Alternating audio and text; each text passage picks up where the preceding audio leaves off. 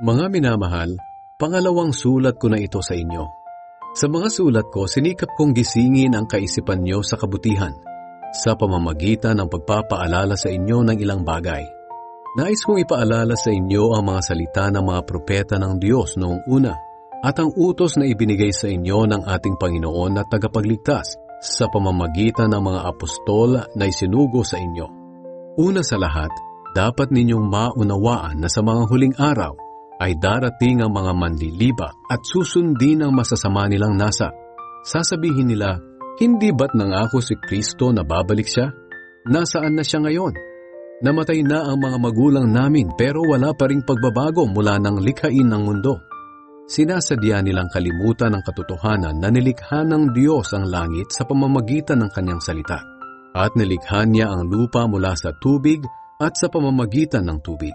At sa pamamagitan din ng tubig, bumaha sa mundo at nalipol ang lahat.